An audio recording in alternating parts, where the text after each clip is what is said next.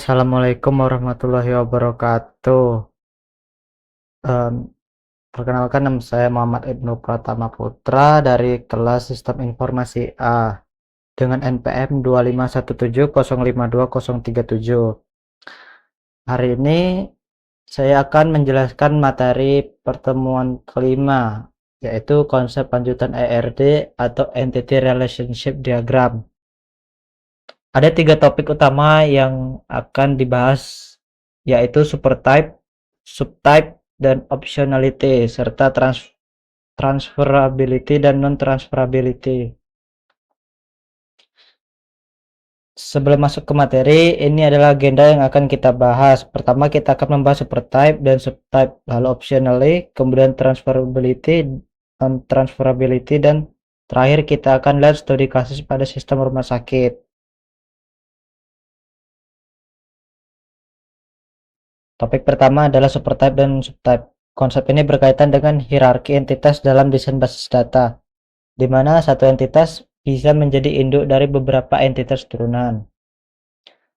Nah, jadi apa itu supertype? Supertype adalah entitas utama yang bersifat umum. Ia menyimpan atribut-atribut yang dipakai bersama oleh semua entitas di bawahnya. Supertype sering disebut juga parent entity karena ia menjadi induk. Sedangkan subtype adalah entitas turunan dari supertype.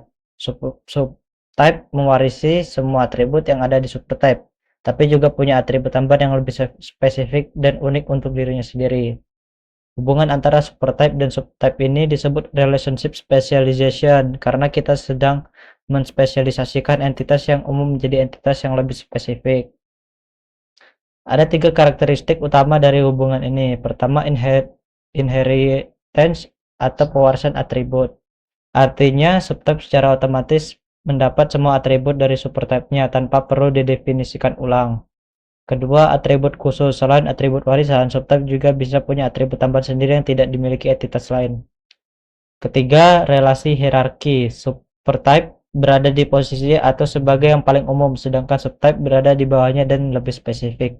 Kalau dilihat dari diagram di sini, supertype ada di atas lalu terhubung ke subtype 1, subtype 2, dan subtype 3 di bawahnya. Masing-masing subtype punya atribut khusus sendiri. Oke, contoh konkretnya di sistem kepegawaian kita punya entitas pegawai sebagai supertype. Pegawai punya atribut umum seperti ID pegawai, nama, alamat, dan tanggal masuk. Ini yang dipakai bersama. Sekarang ada 2 jenis pegawai, pegawai tetap dan pegawai honor. Keduanya adalah subtype. Pegawai tetap mewarisi semua atribut pegawai tadi lalu menambahkan atribut khususnya sendiri, yaitu gaji pokok, tunjangan, dan status jabatan. Pegawai honor juga mewarisi atribut yang sama tapi atribut khususnya berbeda, seperti lama, kontrak, honor, dan tanggal selesai kontrak. Tanda centang menunjukkan atribut warisan, sedangkan tanda plus berarti atribut baru yang khusus dimiliki subtype itu. Lanjut ke topik kedua, yaitu optionality. Konsep ini menjawab satu pertanyaan penting dalam desain ERD. Apakah suatu entitas wajib punya relasi dengan entitas lain atau boleh tidak? Optionality menjelaskan apakah suatu entitas wajib atau tidak wajib memiliki hubungan dalam sebuah relasi. Ada 2 jenis. Yang pertama adalah opsional, artinya relasi boleh tidak ada. Dalam notasi ERD, ini dilambangkan dengan lingkaran atau angka 0. Contohnya, sebuah departemen boleh tidak memiliki employee, jadi departemen tetap bisa ada di database meskipun belum ada satupun pegawai yang ditempatkan di sana. Yang kedua adalah mandatory, artinya relasi wajib ada. Notasinya adalah garis tegak. Contohnya, setiap employee harus terhubung ke satu departemen, tidak boleh ada pegawai yang tidak punya departemen, itu melanggar aturan basis data.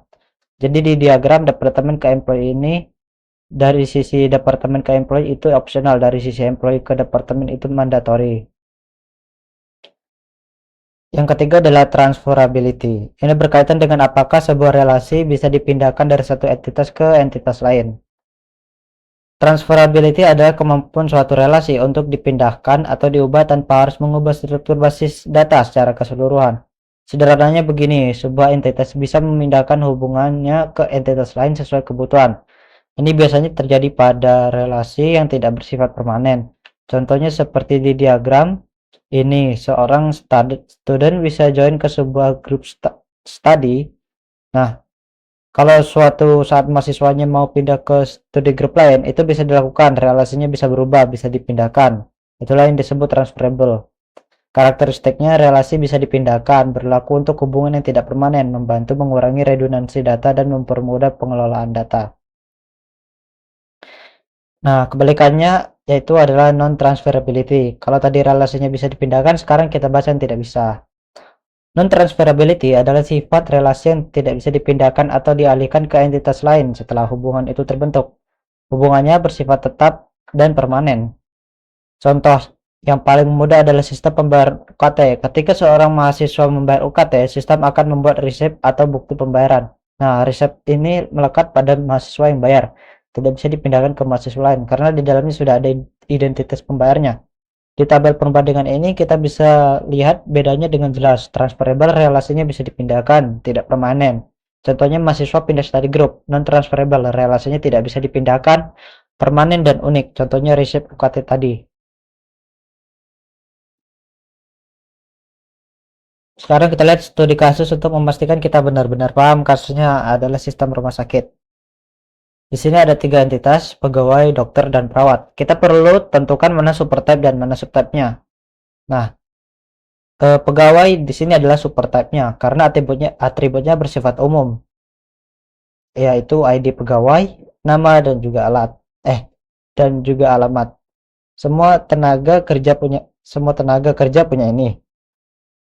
Kalau dokter adalah subtype pertama, ia mewarisi ID, nama, dan alamat dari pegawai, lalu menambahkan atribut khusus, spesialisasi, dan nomor STR. Perawat adalah subtype kedua, ia juga mewarisi atribut yang sama, tapi atribut khususnya adalah unit kerja dan shift kerja. Maka dari itu, pegawai berada di atas sebagai supertype dan dokter sebagai perawat ada di bawah sebagai subtype-nya.